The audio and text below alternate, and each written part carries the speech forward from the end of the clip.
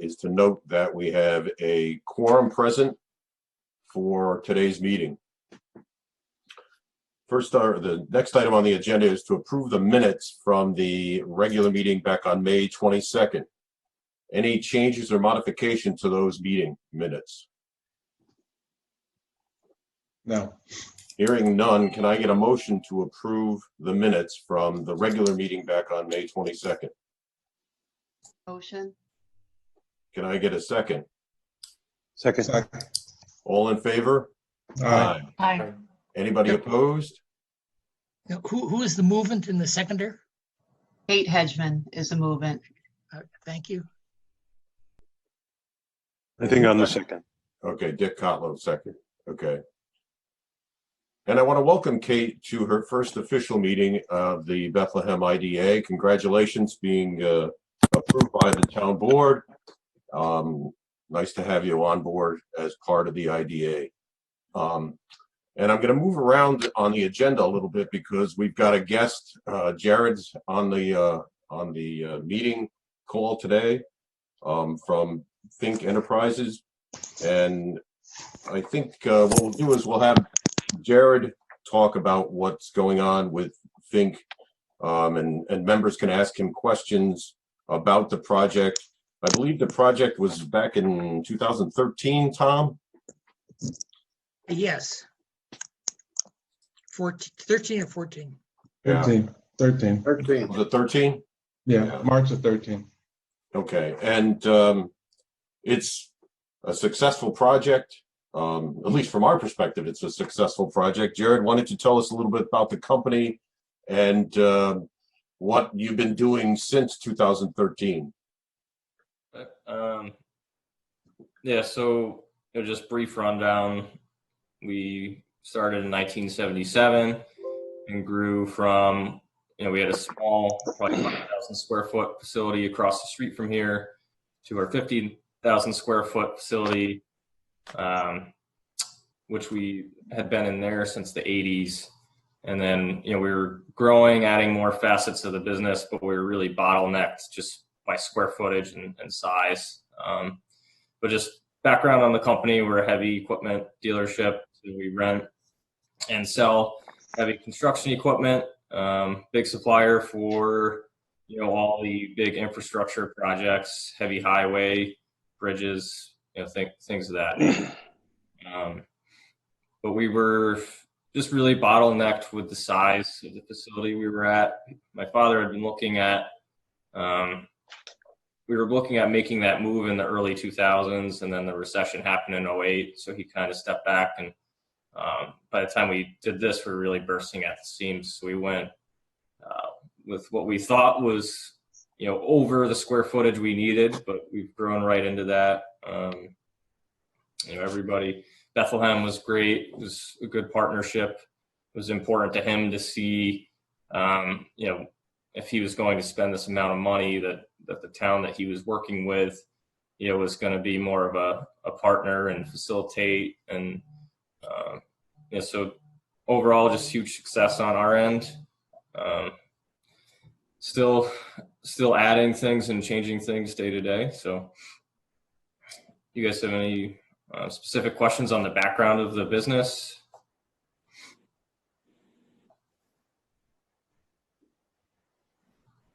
Okay, so I had put together some questions, and I'll just go through some of those. Okay.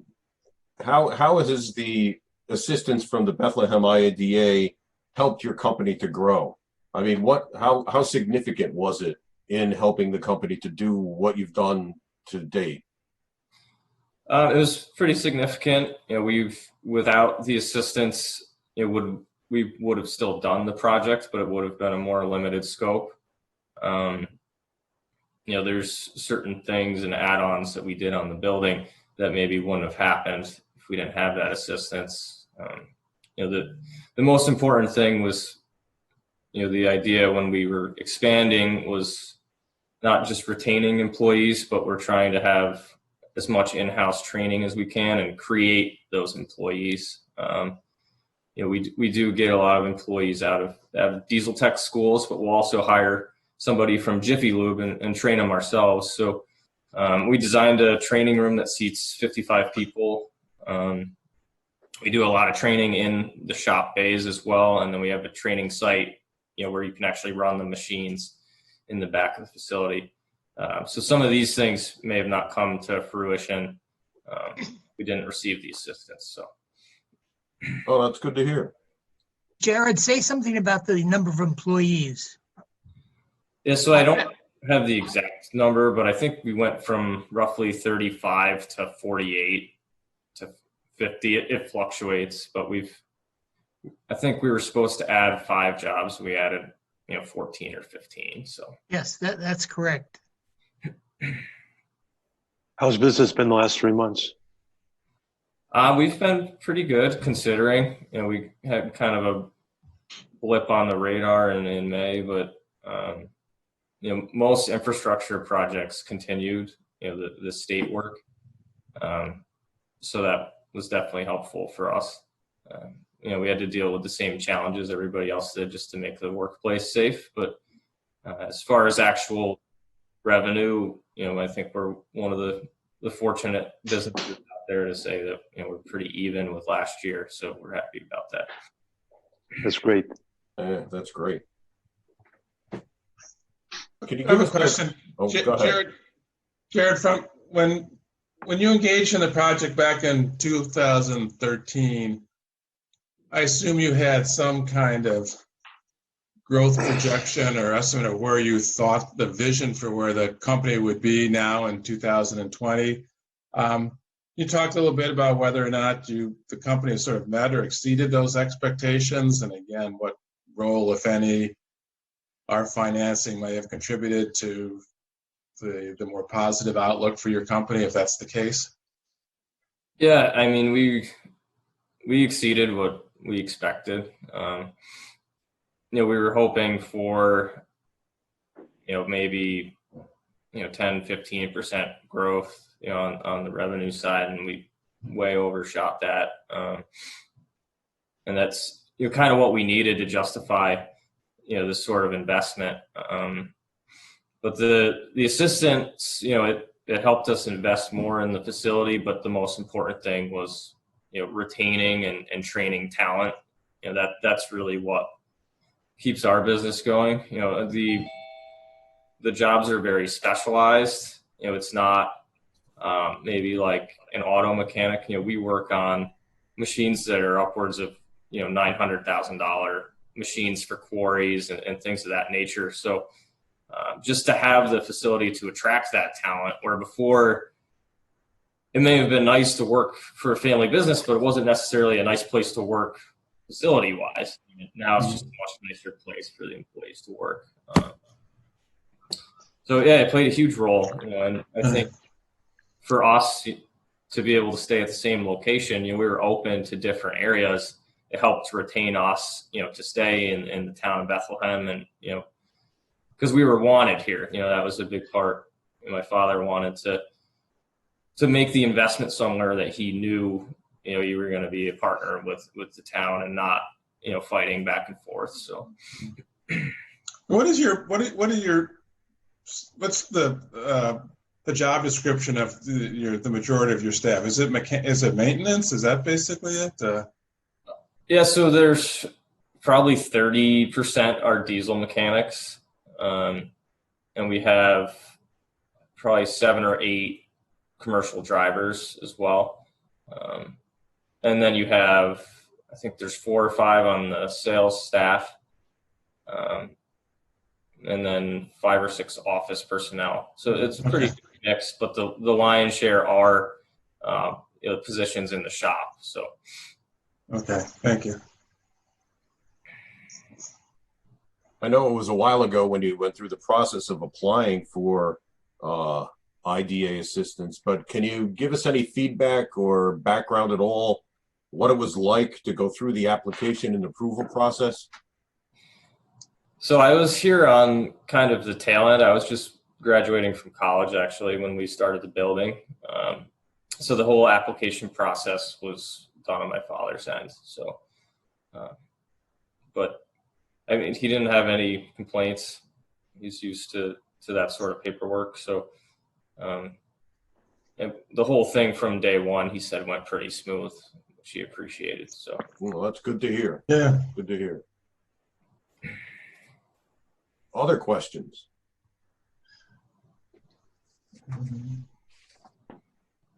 I have one. Yeah. Could you tell us a little bit about other kinds of businesses, whether supply chain, other training? If you had a wish list of other businesses that you would like to see locate into or expand in Bethlehem or even the county, if you'd be willing to share that, that would be much appreciated. I mean, as somebody, I actually live in Bethlehem too, so I think it's a pretty good mix. What I see, because we're kind of on the outskirts, in the industrial part, where our shop is. So I like to see that heavy industry because it's encouraging to us. We work with, we actually rent a building to a solar contractor, which we went through the approval process with you guys. So to see that, not only are we renting them the building, but they're supporting us, in other ways through equipment rental and trucking and things like that. So it's just, it's encouraging to see more businesses like that looking at our area as a whole. That company was from Florida, so how did they find our area? It's kind of like a gateway to the Northeast for them. It's nice to see. But then just, all the smaller 5-10 people businesses, I live right in Delmar. It's encouraging to see more and more of that happening in the town as well. So Thank you. Do a lot of your employees live in the town of Bethlehem? Pretty good percentage, yeah. Quite a few live, in the hill towns area, where I grew up too. But I don't really know a percentage, but yeah, a lot of that labor force is living here. So, Did you attempt to get any financial assistance from any other government, like Albany County IDA or the state of New York, or did you basically focus on the Bethlehem IDA as your primary source of financial assistance? I think it's mostly just focused on Bethlehem. Are you eligible now for other forms of assistance if you wanted to expand your business more, or I'm not sure to be honest.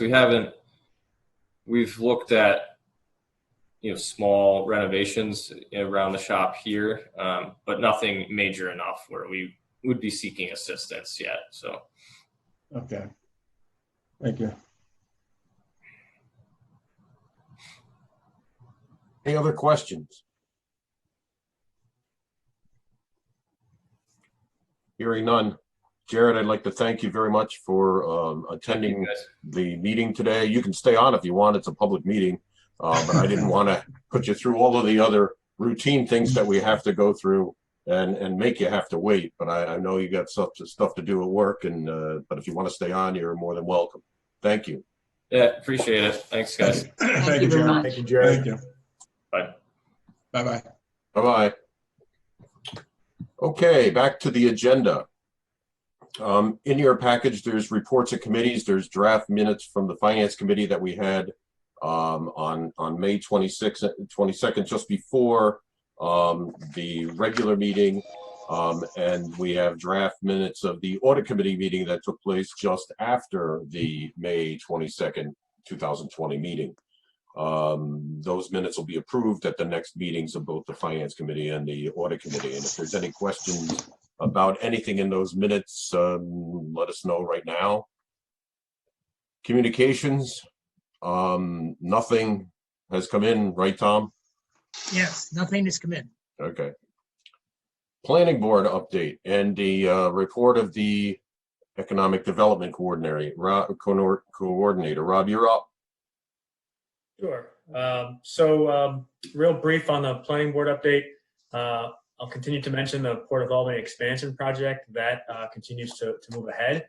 At the June 2nd planning board meeting, the planning board approved the finding statement, the seeker finding statement for the generic environmental impact statement. That allows the port to move ahead towards site plan review phase with the planning board. And we expect to see the port return to the planning board for the site plan phase once they have a tenant that would construct and build and occupy a building on site or facility space on the site. So that's exciting, and we're happy to see that move forward. I think bringing in new business to that area of the town, an industrial area of our town, is something that is obviously consistent with zoning and our goals for development in that area. We are aware that the port is conducting additional site survey work as they continue to pursue wind energy supplier tenants. So not only did they receive approval, but they are continuing to survey the site and provide information to potential tenants as needed. We were also contacted, Tom and I were contacted by the Center for Economic Growth. They were looking for IDA application and review process information that we could share with the CEG as they also look to market the site for offshore wind. So some activity there, that's positive. From the report of economic development, the town was partnering with the Chamber of Commerce on a Open for Business webinar that was scheduled for yesterday, June 23rd. That was postponed due to personal family matters, but we hope to reschedule that in the next few weeks, most likely sometime in July. That was to include our very own Kate Hedgeman as speaker, along with her partners, to cover topics pertaining to reopening businesses in Bethlehem and some important information from a legal perspective that they should be aware of. The town was going to have a few pieces of information as far as what the town is doing as businesses look to reopen. We are certainly receiving, building department is certainly receiving many calls about commercial building space occupant load. As businesses go to prepare their reopening plans, they need to know the occupancy space load to comply with state requirements. Building department was quick to respond and get that information out to those businesses as needed.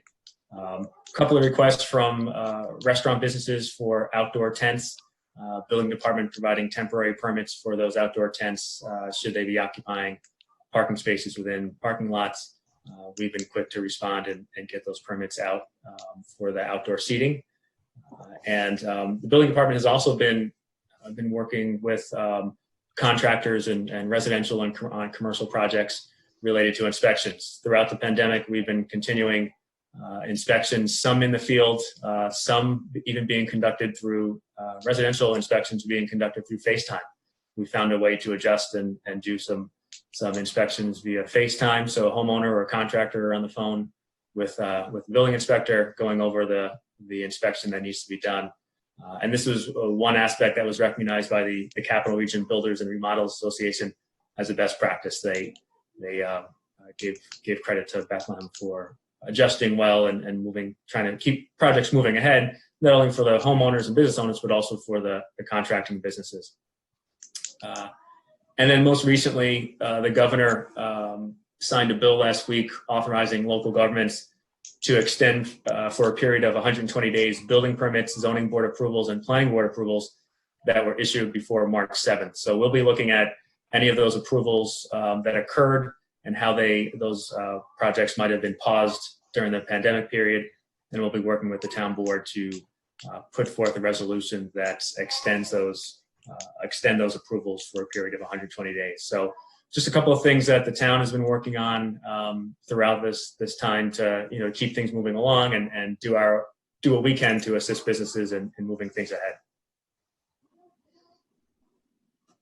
Any questions for Rob?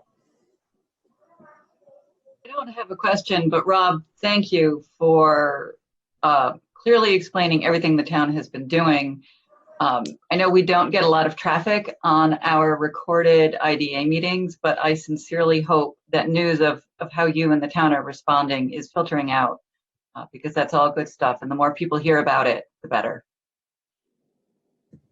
Great, thank you. Okay. I have a quick question, just a quick question, Rob. It relates a little bit to our discussion later on about the loan and grant program, but In your discussions with town businesses, are you getting a sense that there are any businesses or a number of businesses that are concerned about their ability to reopen? Or is this more just a question of how do we go about doing it and what state rules and regulations do we have to comply with, as opposed to a genuine concern about their ability to function? I personally haven't been made aware of ability to reopen. I typically always rely on the chamber to help assist in that type of information. I know Maureen at the chamber has really been day to day speaking with businesses more than I have, and so I could get back to you on that, David, to really get a better understanding of, are there businesses not looking to reopen and why? That's something I'd have to find out more from the chamber, since she's been speaking with business day to day. Yeah. I think that would be helpful if we're going to end up having a discussion about a loan or grant program. If there are some businesses that are in more distress than others, I think we ought to know about that if we're going to talk about any kind of financial assistance going forward. Do you think it would be appropriate to ask Maureen to come and speak with this group informally at our next meeting to hear directly from her? We can certainly do that. I think it'd be helpful. Okay, let's do that. Because I do know that there's still money available in the chamber's small grant fund, because I've seen multiple times on emails and so on that I get from them that there's still money available. Now those grants are very small; they're up to $200, but they still have money in the fund, and they have to be for like utilities. I believe is what they're.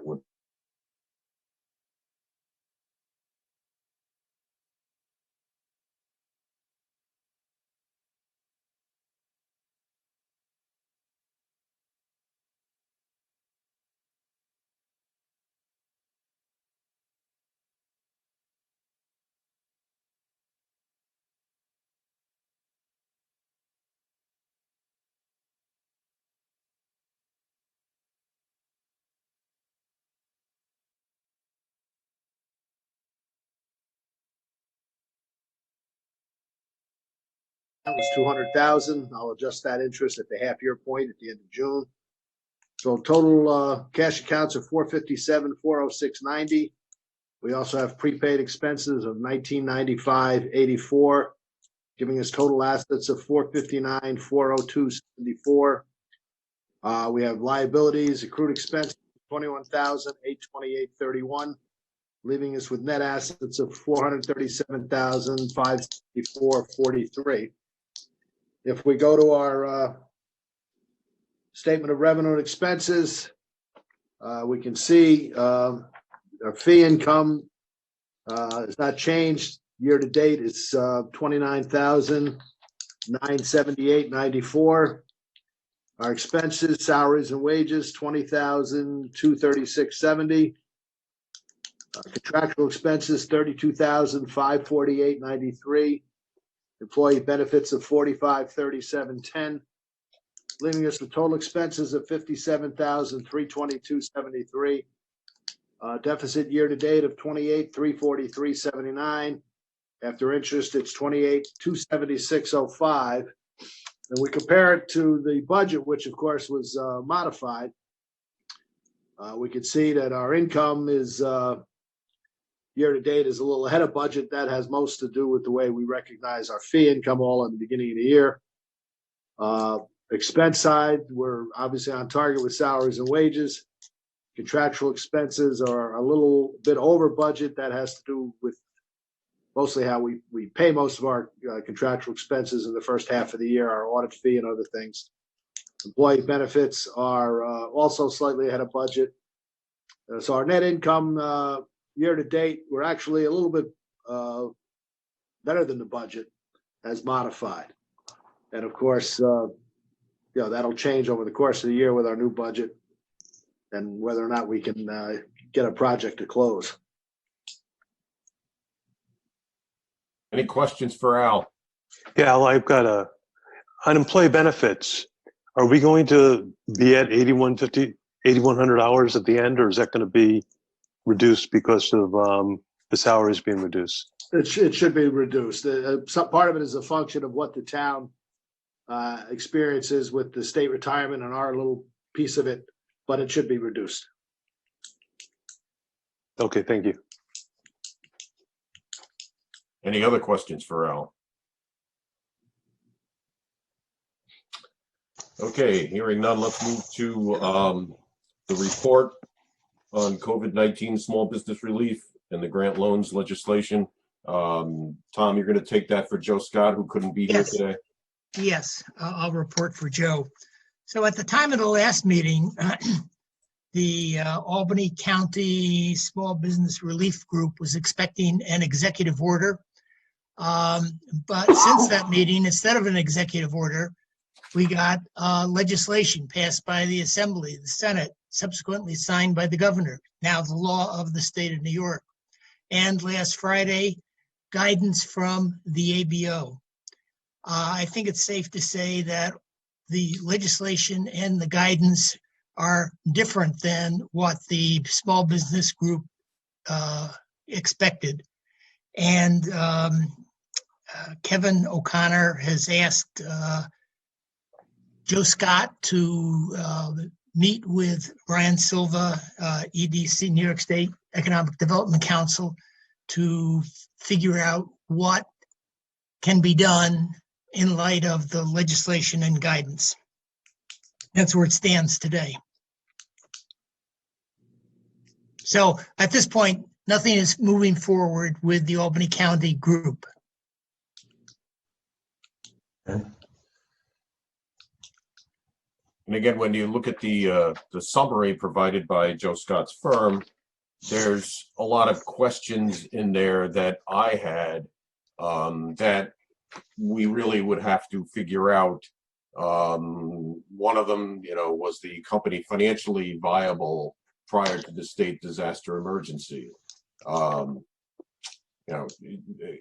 Credit worthiness of the applicant prior to the emergency, and so on and so forth. Again, as Tom said, this is in a state of flux right now. I would expect that maybe at the July meeting, there'll be more information for us to discuss as far as whether or not this is something that we can get involved in. I was also on the call. Forgive me, Frank, I thought you were finished. Okay. I was going to ask for more questions or comments. Yep. Rob and Tom and I were all on the call earlier. No, it was late last week. Sorry, time is dilating a bit. And one of the main questions that was discussed on the call was how much of the draft structure, if you will, that had been discussed with the Community Loan Fund could be adapted to fit within this signed legislation, because it was recognized by the group that met, and it was most of the municipal IDAs within Albany County. And there was recognition that actually constructing and implementing a loan program and undertaking all of the administration would be a heavy lift for a small IDA. And on a preliminary basis, Joe Scott felt that he told the group that Hodgson and Russ would previously have said, and no reason to expect it would be different, that it would be considered reasonable for an IDA to contract with another entity, such as the Community Loan Fund, for administration, provided the IDA could still demonstrate that we were fulfilling our obligation of monitoring, making the decision. We were not in any way delegating authority, but we were contracting for administrative services. And I'm using some language that Joe didn't. And so that's one of the things that was definitely discussed. And from Joe's viewpoint as expressed on that meeting,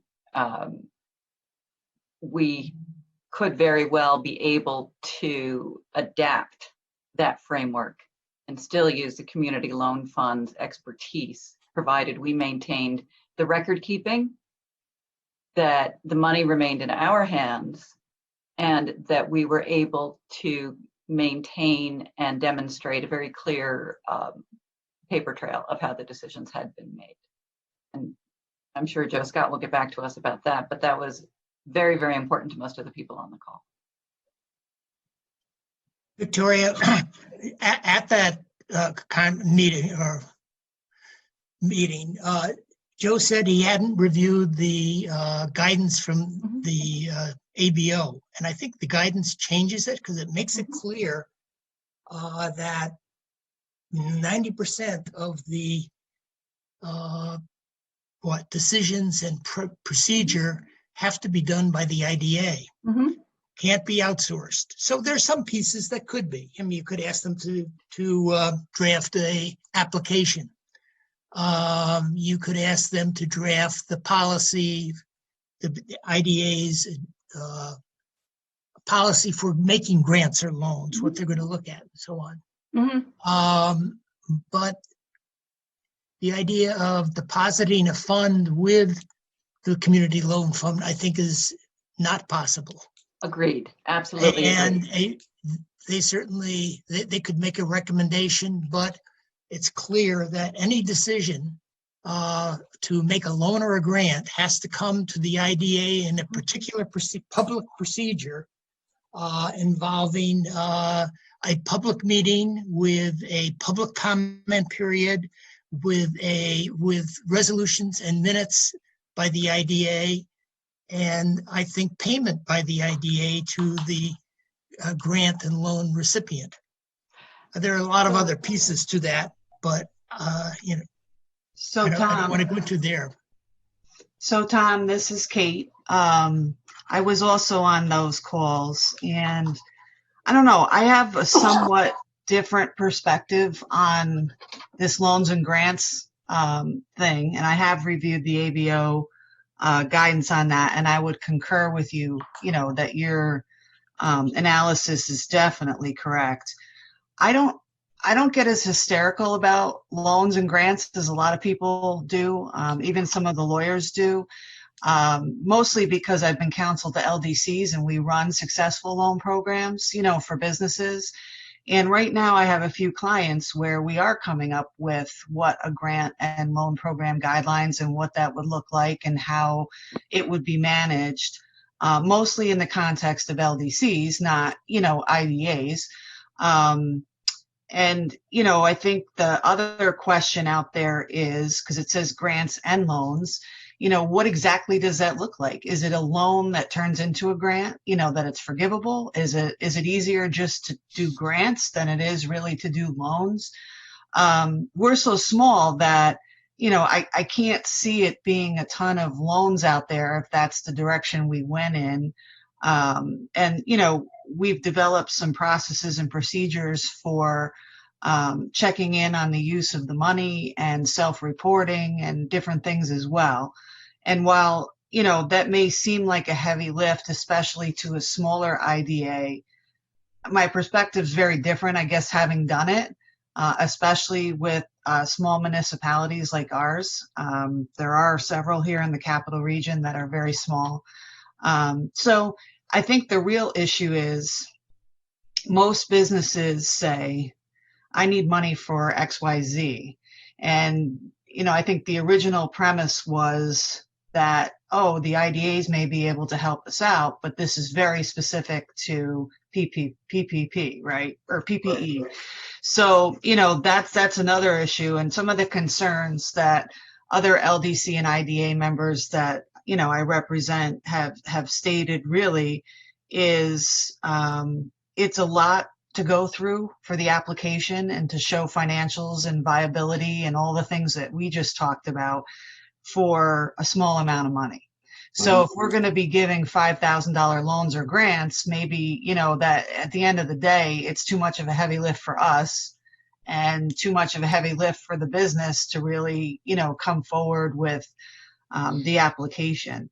But, I think the Microenterprise Committee too in the town of Bethlehem has definitely, and maybe, Rob can comment, but looked at viability of businesses. And I think with the right, some of your expertise, we definitely have that if we wanted to do it. I think we would be okay. So, that's just a very different perspective than, the conservatism, that, and Joe and I are good friends, so he knows, what my position is on this, but I'm not as worried about it if you wanted to do it as I think a lot of people are. Thank you, Kate. That's great to hear. Thank I you. have, if I could, I read the information. Obviously, I wasn't involved with any of the discussions. And I've also was with Kate and with Rob involved with the micro loan committee. From my thought is that if we were to go forward and we decided to allocate resources within our economic ability, I would look at grants versus loans. It just seems to me a loan is a continuing headache, where a grant, as long as they meet the PPE requirement, the financial viability requirement, and report to us what they needed and what they spent, I don't think, as Kate said, and I think it wouldn't be a heavy lift to monitor that. But I think in looking at the Paris reporting of a continuation of a loan, and I just feel for the amount of money that we could afford to allocate, that loans, in my perspective, might not be the best way to go. And also, it would seem to me that the businesses need this money now.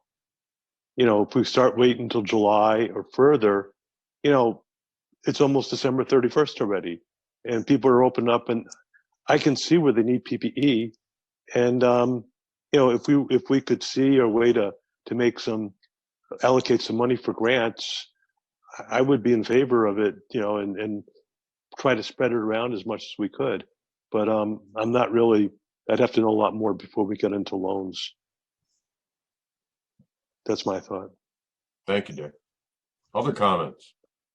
Yeah, I would agree with what Dick and Kate are saying. I mean, my reading of the summary provided by Joe is that the loan program is a little bit much more ill-defined than the grant program. The grant program, the funds can be used for two specific purposes, even if they're a little broad. But the loan program, I don't think really has any. I don't know if there's been a discussion, but in Joe's summary, the applicant provides us with a plan, but it's sort of undefined as to how broad that plan can be, what uses the money can be used for, what purposes the money can be used for. So I think we're better off focusing on a grant program. Now, again, with the grant, it's only for acquiring personal protective equipment or installing fixtures. And I'm thinking, is that something also that a business could, apply to the IDA, not through the grant program, but for financial assistance in the form of sales tax exemptions, for example? Could we generate projects just through the normal IDA process?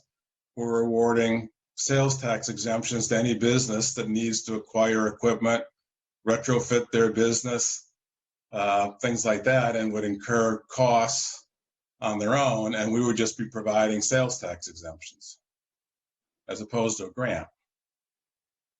David, yes, the answer is yes. We've done equipment financing before. The issue becomes, is it cost effective? How much money is involved? Because the doing a equipment financing is through the IDA is much more paper intensive than a grant. Okay, can you explain that? But the answer is yes, we can do that, but probably for you wouldn't do it for probably even $5,000 or $2,000, because you have to have Joe Scott involved, and he's going to charge more than that to do the paperwork. Yeah, well, Tom, aren't there limitations on that as well? I mean, not all businesses are open to that type of incentive? So retail businesses would not be eligible? Right, retail, right. We would have to stay in the rules of IDA financing. Yeah. But then You're right. would a retail company then be eligible for an IDA grant, for example, if it's not eligible for other forms of financial assistance from the IDA? Yeah. I don't know. I don't know the answer. Nobody's asked. I haven't heard the question asked before. Kate, is that you saying yes? Well, I'm looking at the ABO guidance, and there isn't, and it isn't really in the statute either, but it says small businesses or nonprofits. So I think with this particular program, they're letting go of some of the restrictions for this particular program, that you might not be able to normally do. That being said, as usual, the law is not entirely clear. As you may know, there's a comptroller's opinion, I think, that basically an IDA can't do something indirectly that it can't do directly. Right. Yeah. Right. Yeah. So, it's not clear, but if they're extending this even to nonprofits for IDAs, you know what I'm saying? I think they're letting go of some of the restrictions. It says small business. So I could go back and just look quickly see if there's a definition for small business, but the way I read it, it was pretty broad. Kate, that's the way I would read it as well. I would think that from a business perspective, those are the businesses that probably need this the most. Right. Yep. Yeah, I mean, I can give you a perspective of a small business owner, retail oriented. A grant would be helpful to most retail establishments, even small dollars, regardless of the financial situation of the small business, but ranging from retail stores where there's one operator to restaurants, the cost of plexi and general PPE is high, and the supplies are limited. So the conversation is good. Somebody earlier mentioned expediency. I think there is value in moving forward in a time period that would offer help through the summer and the early fall. So right now we are just waiting for more understanding of this. I mean, I know, Tim, you're saying, okay, expediency, and Dick, you said that also. What are we waiting for? I think what we're waiting for is to find out what the role of the Community Loan Fund would be in this legislation. I think that's, sorry, go ahead. The role of that is important because the Albany County IDA is considering whether and how it would be possible for them to also participate. So for example, if Bethlehem participated and we had a business that also fit the county IDA's criteria, could the county IDA also provide assistance working together with us?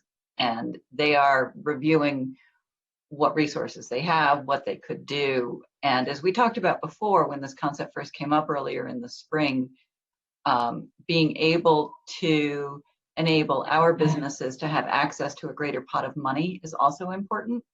So that's the other piece that we're hoping to hear about soon as well.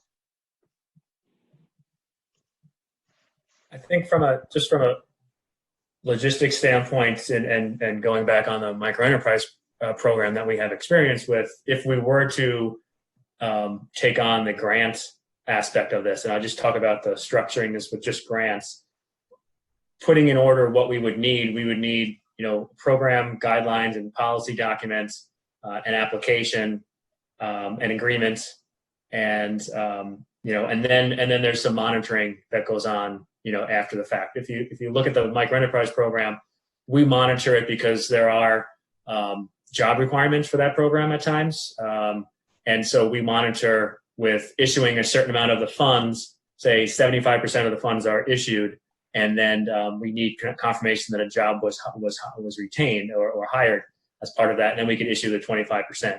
So if we don't have any job requirements, which I don't expect us to, but obviously that's guidelines have been set up, but I don't expect any job requirements. The monitoring is really going to be: did you buy what you said you were going to buy, and is that eligible for PPE? And then we can, I assume it would be a reimbursement program, similar to what we do with the microenterprise. So the company expends the money, sends in their purchase receipts, and then we reimburse, the town reimburses that business. Again, microenterprise example, for that expense. One of the things that I was hearing from businesses in another municipality that, real small businesses, is sort of the opposite of what you're saying, Rob, and I know how the microenterprise works, but these are folks that have to reopen. Like, let's take a restaurant as an example, right? They have to buy inventory, they have to, get themselves up and running. They don't necessarily have the money to front that. So, I'm not advocating either way, but from what I'm hearing, feedback from the businesses is that it's crucial to get that grant to be able to start back up. And then, of course, the other issue we're looking at with one of my clients is, the big issue is, okay, if we give you this grant, how long are you going to be able to stay in business? Like, you need to be viable. That's really the because it is public money. So, this whole thing is tricky, but if we get to the point where, and I probably can share some templates when they're finished too, just we can sort of look at what this might look like if we want to do it. But I think the grant piece might need to be done up front, and then there would be, that follow-up.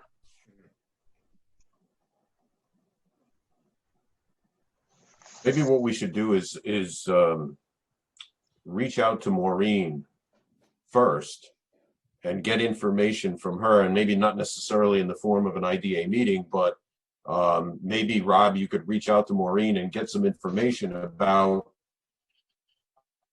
what's going on with the businesses that are starting to reopen. What kind of dollars are they looking at or requiring? I mean, I know everybody wants a lot of money, but, maybe specifically, what kind of spending have they been incurring related to the PPE and the fixtures and so on and so forth, to help them open up, or to meet the requirements to open up. And we can get some information about how much those dollars are.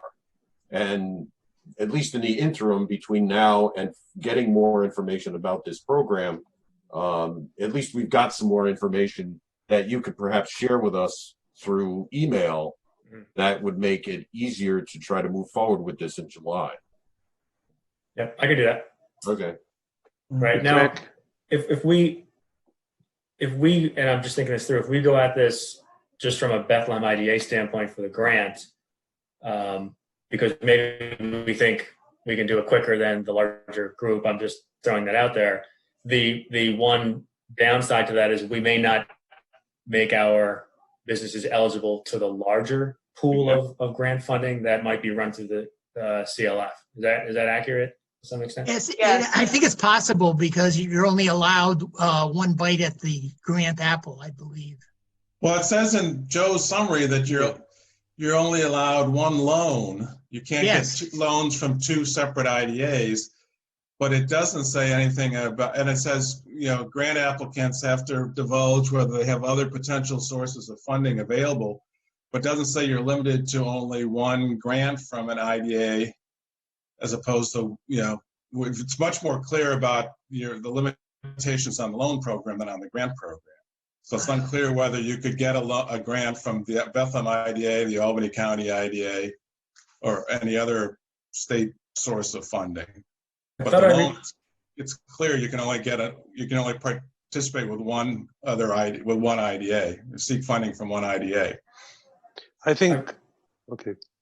No, go ahead, Dave. Go ahead, Rick. No, I think, shouldn't we discuss, if we were to go ahead, what our commitment by the IDA would look like?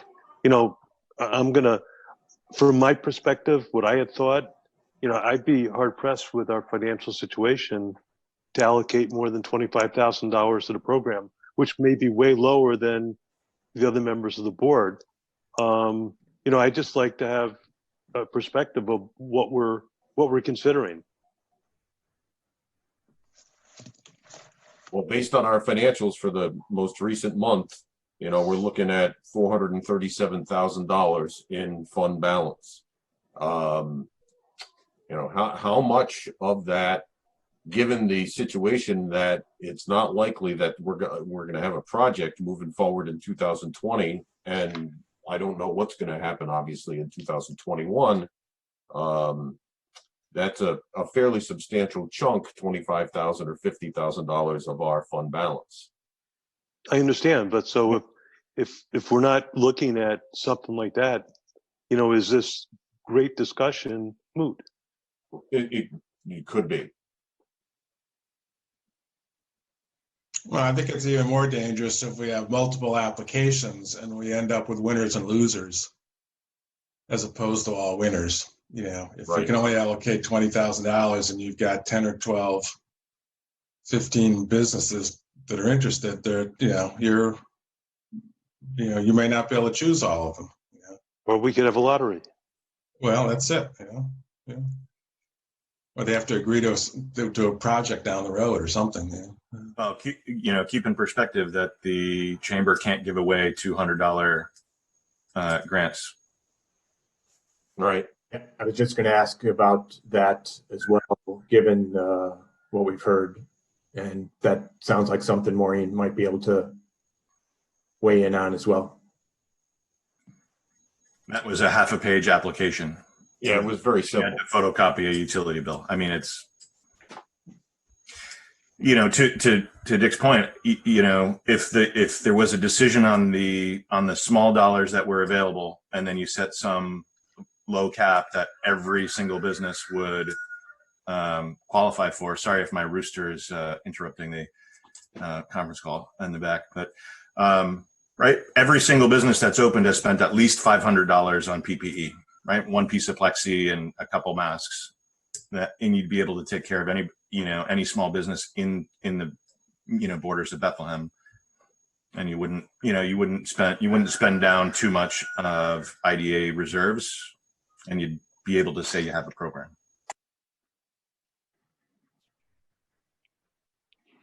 I think Tim's point is a good one about even if our assistance is very modest, per Dick's point, to be able to say that we have a program, that we are partnering in ways that are available to us. I think that's very meaningful.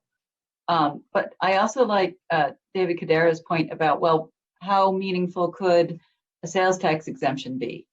And if we can get businesses to talk to us, there are different things that we might be able to offer. We've touched on I think we've touched on all of them this morning. But it may be that, bundling and hooking them up with resources is an important role that we could play, even though our own resources are limited. Hey, Tim. Why don't we have a conversation, Victoria, you and Tom and I, and we'll talk about this offline and see where we move forward with this. And anybody else who wants to be involved. But we can't have it's got to be a public meeting if we get a lot of people involved, if we have a quorum. Frank, can I just ask a quick question? Sure. To Tim, from your business perspective, let's take on a monthly basis one of your locations. What is the general cost for PPE that you're experiencing, and how might that help inform a program that we may run? And so is it $1,000, $2,000, so that maybe even a grant of $2,000 might get a business owner just 1 month of assistance, and that's a good help. So what we're using for budgeting now is $200 to $400 per client space as fixed cost setup for signage and plexi and barriers, and an ongoing weekly cost of $15 per employee per week for PPE. And we're doing reusable, and we're maintaining and managing that ourselves. So people that can't do their own cleaning, maybe the cost is higher, maybe they have the employee do the cleaning, but it's in that general range. Can you run through that again, Tim? $15 per person, per employee, Per employee per week.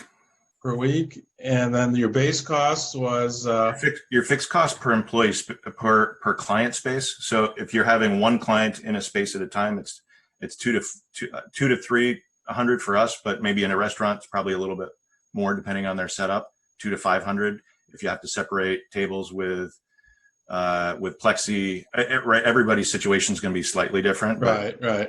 If a general budget of $200 to $400 per client space. Or family space if you're in a restaurant.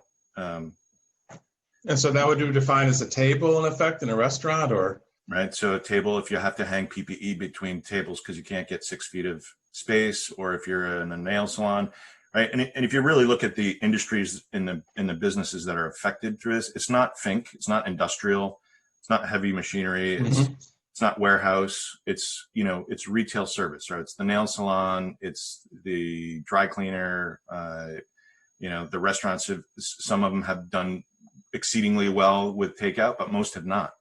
So it's those mom and pop traditional businesses that actually could use that $500 or whatever, and it would be a thing to do to help. Okay. Like Victoria, I've got to jump to a 9 o'clock call here. So thank you much for a thoughtful conversation. And I look forward to hearing whatever else comes out of this in the very near future. And I'll coordinate with Tom and Victoria either a Zoom or a phone call to talk more about this. Thank you all. Okay, thank you.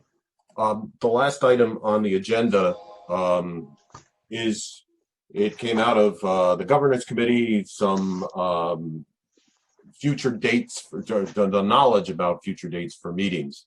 And I worked with Tom and I came up with the finance committee probably is going to meet the week of October 5th, 2020. Again, the date and time, don't know exactly.